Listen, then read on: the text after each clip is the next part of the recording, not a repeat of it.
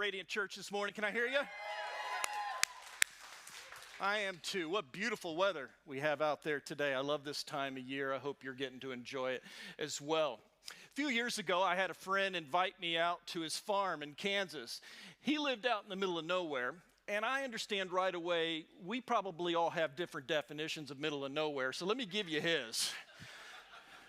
His is a dirt road somewhere with no street signs, and you get directions like turn at the dead tree and left at the albino cow. You know what I mean? Out in the middle of absolutely nowhere. And after I finally found his house, we hung out for a little bit, and he said, "Hey, I want you to help me out with this project." And I said, "Sure." So we went out, and he grabbed a 5-gallon plastic bucket, had a hole on the bottom, and he had some kind of fan mechanism. He was working with it. And so we got in his pickup truck, and we headed out to this oasis of trees. And when I say headed out, I mean straight across the field, no road. It didn't matter. You just drove wherever you felt like, and just went out there. And while we were there, we're hanging this thing on one of the lower branches. He begins to explain to me what this mechanism is. And apparently, what he does is he fills it with dried corn and it feeds the deer. Now, it wasn't hard for me to put the pieces together on that. He stood in wait quietly while Bambi showed up and he gave her lead poisoning. That's what he was doing, which was awful. The good news is he had forgotten the bag of dried corn back at the barn. And so he's like, "I got to go back and get it. You stay here." And I was like, "Here? Are you by myself? All right, do y'all have a bear problem I need to know about? Anything like that?" And he assured me they didn't. So he took off, and it took him a little longer than I think he was expecting. And so I'm just out there in the middle of this field, in the middle of Kansas, in the middle of nowhere. And I sit down, and I realize after a few minutes, I'm getting really uneasy. I'm bothered, and I don't know why. I'm uncomfortable, I'm squirming, can't quite figure it out. It isn't my phone. There hadn't been signal for 20 miles, you know what I mean? It's like, so I'm like, what is this? And it finally hit me right in the middle of the place. Silence is loud. You say, "What do you mean by that, Pastor Jason?" Here's what I mean.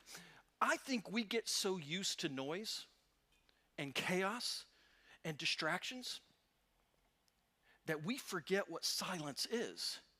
And when we're truly faced with it, we're uncomfortable. It becomes really difficult.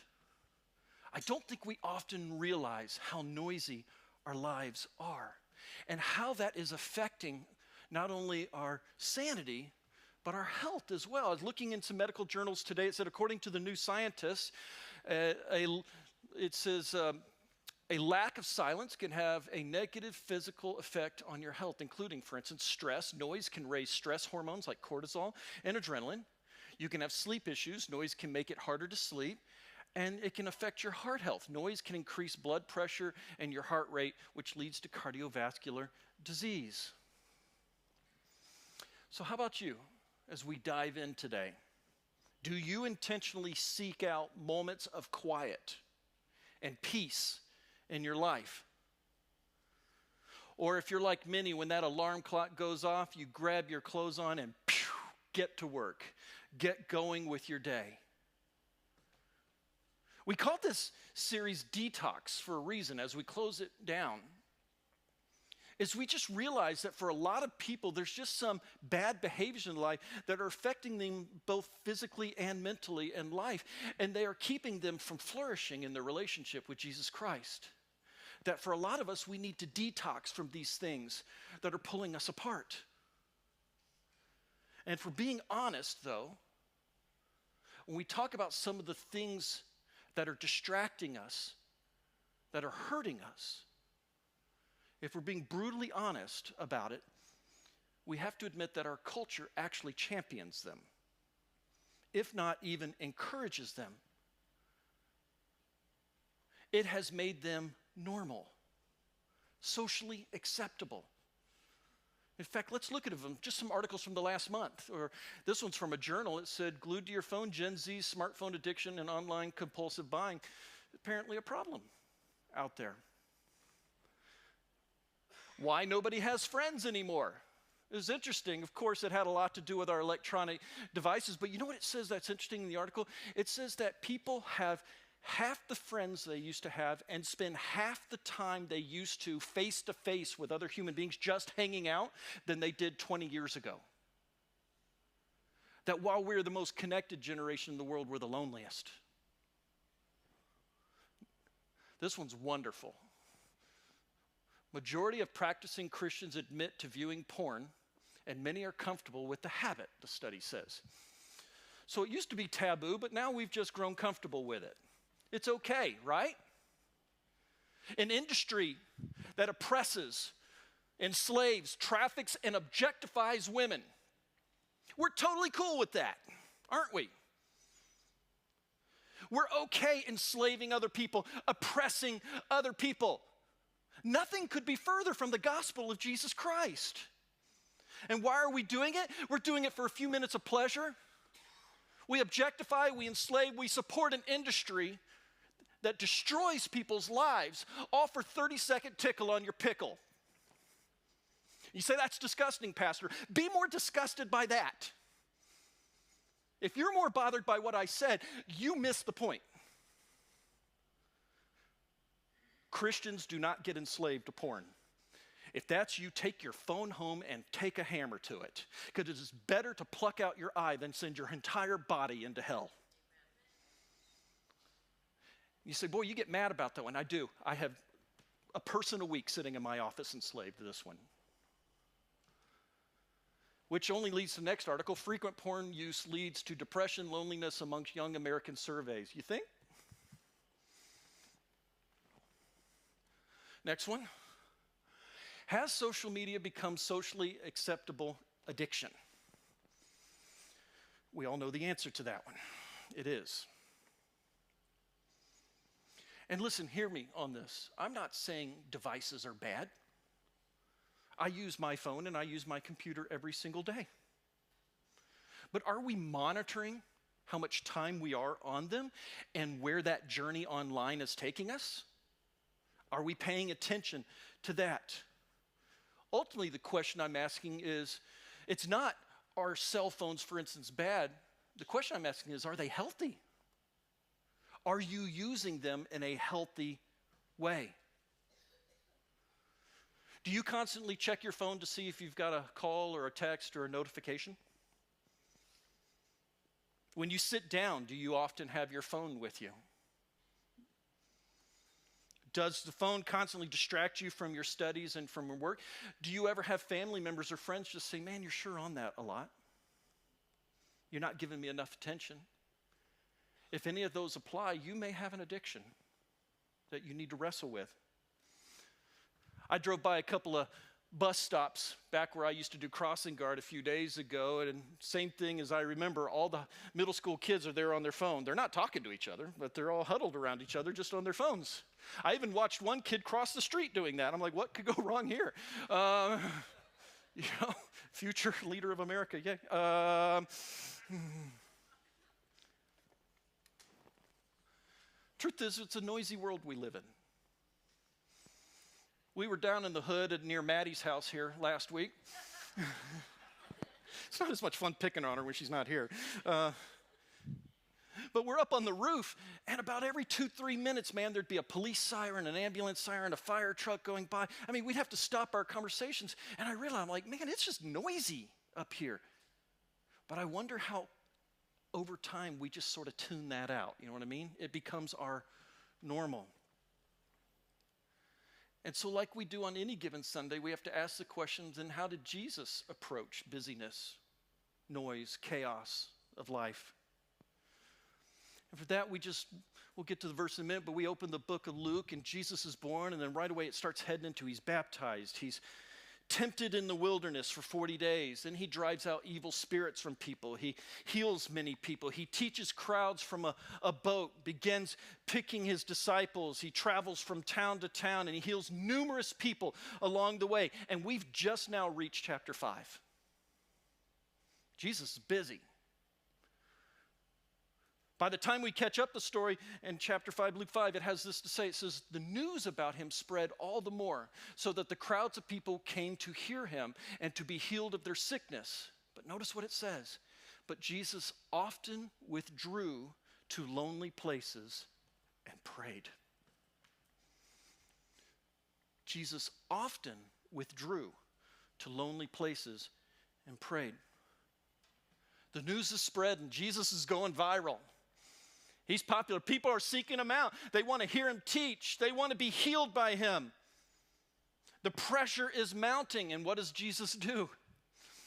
He withdraws alone, finds a lonely place. And apparently he did this often. So how about you? When life gets busy around you and the pressure is on, people are seeking you out, things need to be done. What do? Do you find lonely places, or more likely, if you're kind of wired like me, you double down, you put your big boy pants on, and you get her done, right? I've been to the Auschwitz concentration camp twice. It was one time more than I wanted to. When you enter, there's a sign that says, Arbiet Mach Frei. It covers the entranceway right as you walk in. It means, it's German for work will set you free. How sick, huh? It wasn't true back then, and it's not true today either.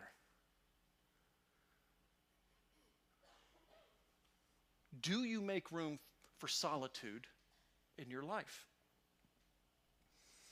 Now, maybe we just need to back up and say, what are you saying about solitude, Jason? And I don't think we need to overthink it. It's the practice of withdrawing to privacy for spiritual purposes, primarily for prayer. It may only be a few minutes. It could be several days. The purpose of it, we seek it out so that we can refocus, realign, connect with the Spirit of God, encounter him. But in the noise, it can be very, very difficult.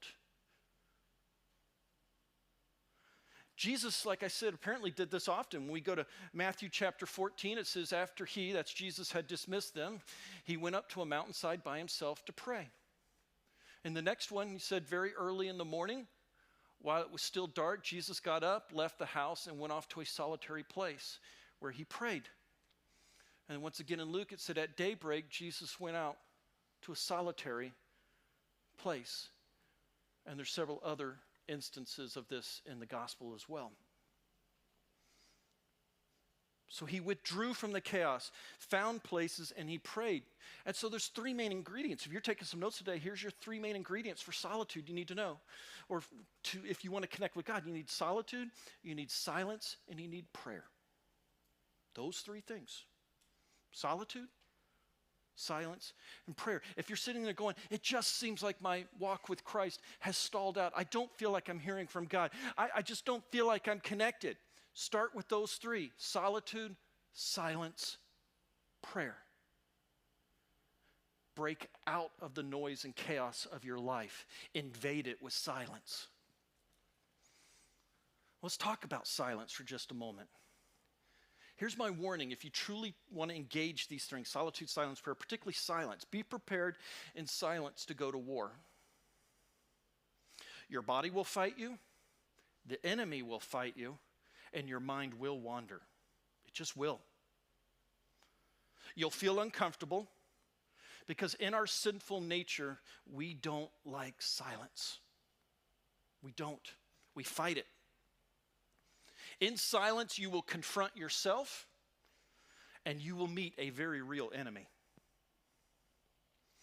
When Jesus was baptized, he went out to the wilderness for 40 days prayer and fasting. Who did he run into? Satan. Head on. Was tempted 3 times by him. It's my warning, by the way, for those who recently baptized. It's not the time to take a deep breath. The enemy's coming. Just plan on it. Some of us need silence because we need to fight, though. You need to fight sometimes. The silence is the battleground, and your prayer is your weapon. Sometimes you just got to go to the war room and duke it out. And yes, there is a peace that only comes on the other side of a battlefield sometimes. There is. But remember, the Bible tells us time and time again, greater is he who is in us than he who is in the world. Same power that conquered the grave lives inside of us. You have everything you need to go into that war room.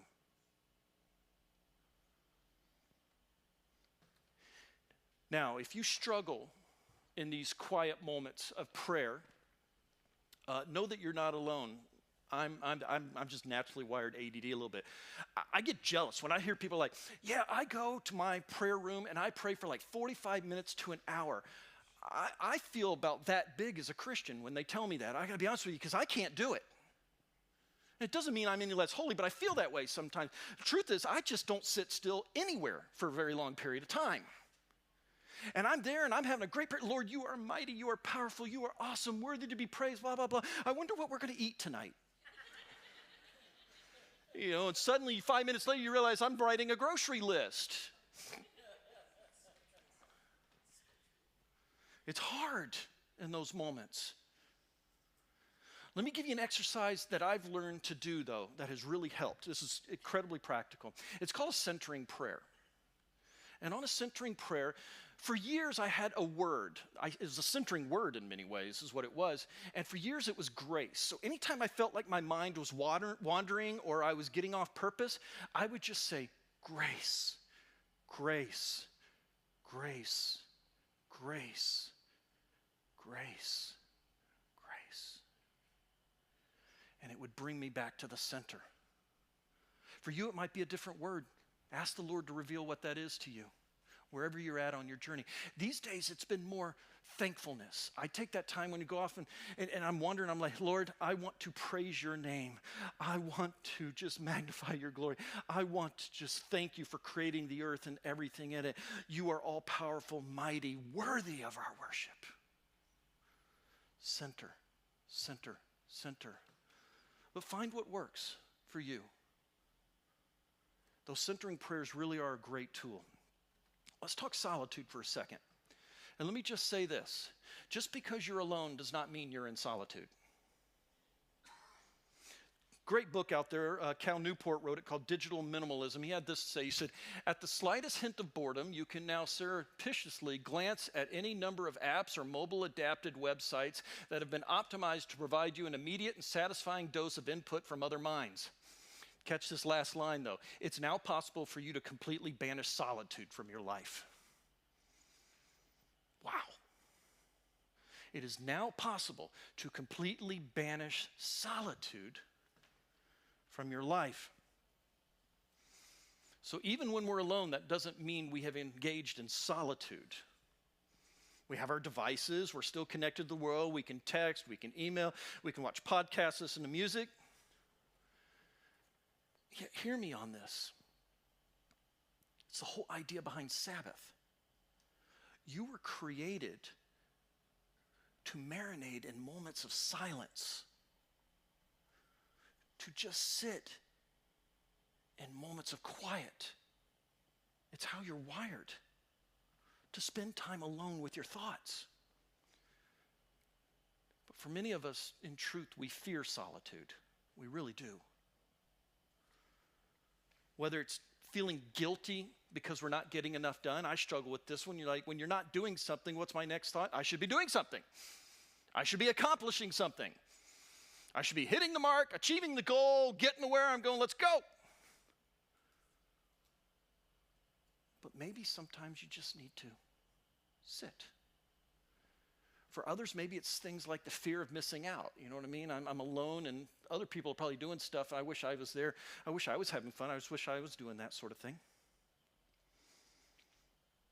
And yet we were created to have significant amount of time and thoughts alone. We're supposed to spend time with our own thoughts to make sense of our experiences, to grow as humans, to tackle those important questions of who am I? Why am I here? To dream. That's all part of growing up and adulting. And TikTok's fun, but grappling with the core questions of our existence and purpose and meaning is part of the natural process of maturing as adults. And yet too many of us are refusing to walk in those environments that will allow us to grow. Do you know 87% of all people sleep next to their cell phone? Now, before you think I'm beating you up, I'm one of them. So this sermon's just stepping all over my toes, all over the place. Is it the first thing you check in the morning when you awake? Is it your alarm clock? I checked, they still make alarm clocks, by the way. Young generation, what's an alarm clock? Look it up. Henry Nouwen, a theologian, had this to say: without solitude, it is virtually impossible to live a spiritual life. We do not take the spiritual life seriously if we do not set aside some time to be with God and listen to Him.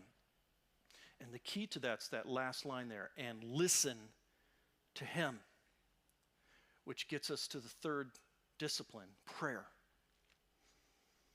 The verse said Jesus went off to pray.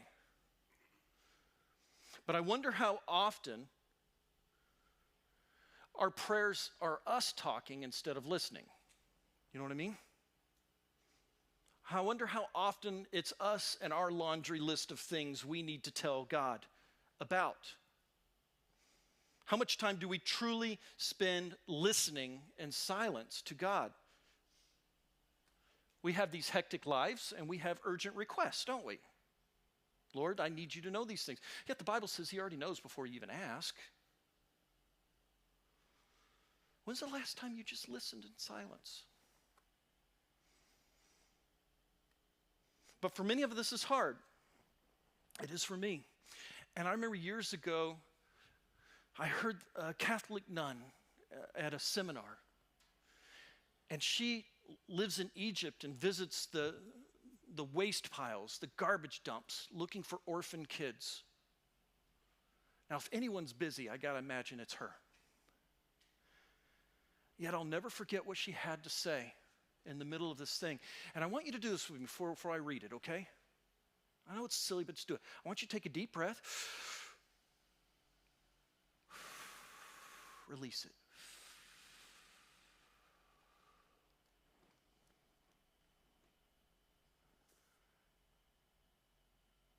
Silence your body to listen to the words. Silence your tongue to listen to your thoughts. Silence your thoughts to listen to your heart. Silence your heart to listen to your spirit. Silence your spirit to listen to His Spirit.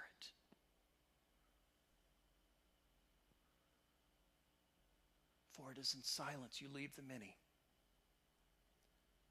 to be with the one.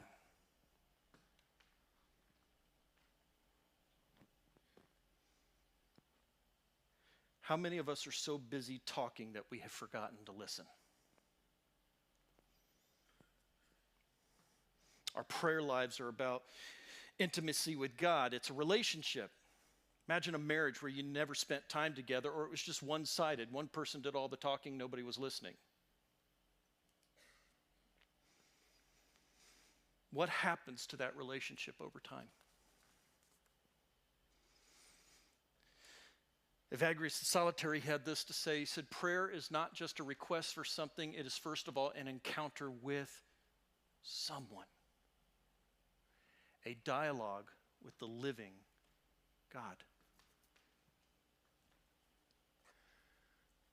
Start to land the plane. What I want to tell you today is, it's not my goal to beat up on you today. But if I can get your attention for just one moment to take a look at some of the bad behaviors in your life, to reflect upon solitude, and do I really set aside time for God, or do I allow my busy, hectic, chaotic life to run my schedule? What's keeping you from truly having a flourishing relationship with Jesus Christ? The truth is, for some of us, we need to break up with our phone. We do. You can give your phone the same old line, hey, it's not you, it's me. You know what I mean? But I think for many of us, it's time to rethink our relationship with our phones and our other digital devices. That's precisely what one author wrote about in her book. Her name's Catherine Price. She wrote a book called How to Break Up with Your Phone, oddly enough. She said multiple studies have associated the heavy use of smartphones, especially when used for social media, with negative side effects on neuroticism, self-esteem, impulsivity, empathy, self-identity, and self-image, as well as sleep problems, anxiety, stress, and depression. I feel like I'm at the end of a pharmaceutical commercial. Good grief. Have you ever considered that your phone might be an idol?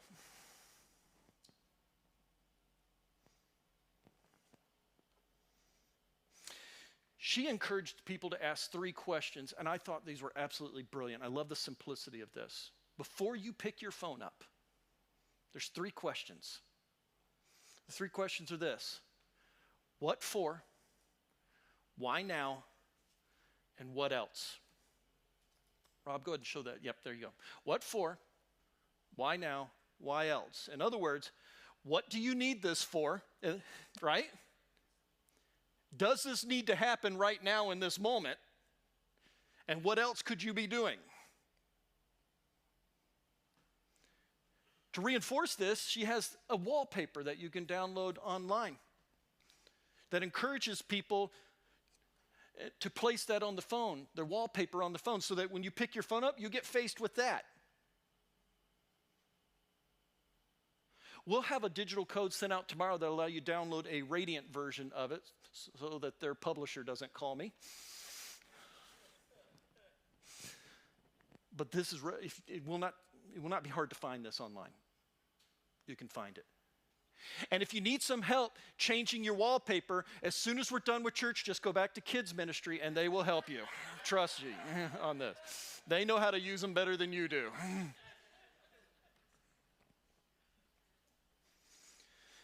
I leave you with this. You cannot find intimacy with Christ without silence, solitude, and stillness. You cannot. So then, what do you need to do this week to carve that time out, to break through the chaos of your life and the tyranny of the urgent with the gospel of freedom? Who needs to go to the war room?